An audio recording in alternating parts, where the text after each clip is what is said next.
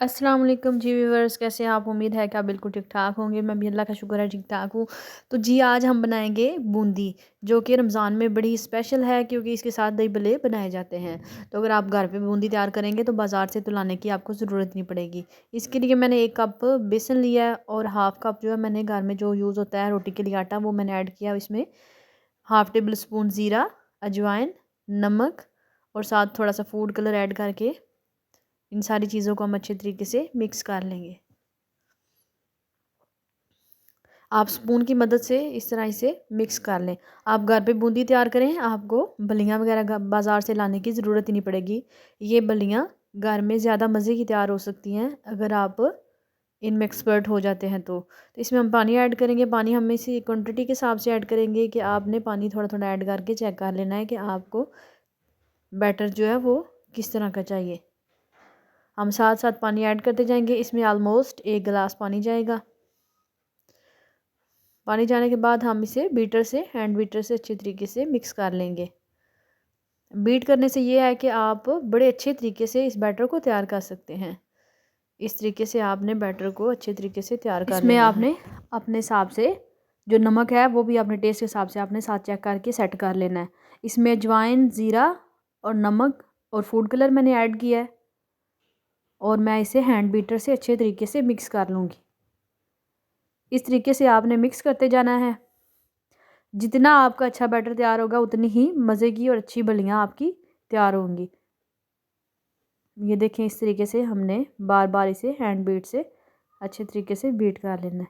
अब हम इसमें बेकिंग सोडा ऐड करेंगे, जो कि इसके लिए बड़ा ही ज़रूरी है। अगर आप बेकिंग सोडा ऐड करेंगी तो ये बड़ी ही मज़े की फूल के बनेंगी फुल्कियाँ। ये देखें ज़रा, बैटर ऐड करने के बाद फिर आपने हैंड बीटर से, आपके पास अगर इलेक्ट्रिक बीटर है तो आप उसके साथ भी इसे बीट कर सकते हैं, लेकिन मेरे पास हैंड बीटर है तो मैं इसके साथ अच्छे तरीके से इसे बीट कर लूँगी।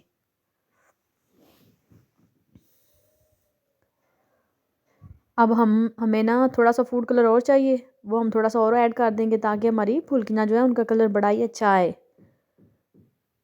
जिस तरह से बाज़ार से हम लाते हैं तो उनका कलर येलो होता है, इसी तरीके से हमारी फुल्कियों का कलर भी बड़ा ही अच्छा आएगा। तो मैंने थोड़ा फूड कलर और ऐड किया है।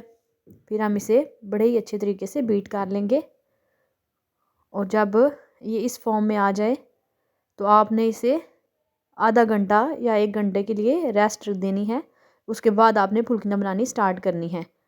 तो ये ले जी, अब हम स्टार्ट करते हैं फुल्कियाँ। मैंने ऑयल अच्छे तरीके से गर्म कर लिया था। तो अब हम चमचे पे डाल के, ये मैंने 2 तजर्बे किए थे, ये भी मैं आपके साथ शेयर करूँगी। जो चमचा हम यूज़ करेंगे इसमें, उसमें जो फुल्कियाँ जाएंगी वो साइज़ में थोड़ी छोटी बनेंगी। ये देखिए, इस तरीके से ये बड़ी अच्छी तैयार हुई थी, बड़ी ही मज़े की बनी थी, बड़ी क्रिस्पी बनी थी। जिस तरह से आप बाज़ार से लाते हैं उससे ज़्यादा ये बेहतर और मज़े की आप ऑर्गेनिक तरीके से घर पे बना सकते हैं। ये देखें, हमने इसे लो टू मीडियम आंच पे पका लेना है। जैसे इनका कलर चेंज होगा, गोल्डन हो जाएगा, डार्क गोल्डन, तो हम इन्हें निकाल लेंगे। ये देखें, कलर ये चेंज इनका हो चुका था तो मैंने सारी फुल्कियाँ निकाल लिया। अब मैंने दोबारा ऐड की हैं इसमें। इसी तरीके से आपने सारी फुल्कियों को अच्छे तरीके से निकाल के, तो ये मैंने एक और तरीका आपको बताया। आप 2-3 तरीक़ों से इसे बना सकते हैं। ये दूसरा तरीका जो है, आप इसी तरह स्पून के साथ इसमें ऐड करें तो भी इनकी शेप भी अच्छी आएगी और ये बड़ी ही अच्छी तैयार होंगी। इस तरीके से आपने अपनी सारी फुल्कियों को तैयार कर लेना है। इस तरह आप स्पून के साथ, अगर आप चमचे के साथ नहीं बनाना चाहते, आपको थोड़ी साइज़ में बड़ी चाहिए, तो आपने स्पून के साथ इसी तरह अगर आप ऐड करेंगे तो वो बड़ी अच्छी बनेगी और साइज़ भी इनका थोड़ा बड़ा होगा। चमचे की मदद से सारी मैंने इसमें ऐड कर लेनी है। आंच का आपने बड़ा ख़ास ख्याल रखना है। आंच आपने मीडियम टू लो रखनी है, जिसमें हमारी फुल्कियाँ जले ना। ये देखिए, हमारी फुल्कियाँ बन के बिल्कुल अच्छे तरीके से रेडी हो चुकी हैं और बड़ी ही क्रिस्पी और बड़ी ही अच्छी रेडी हुई हैं।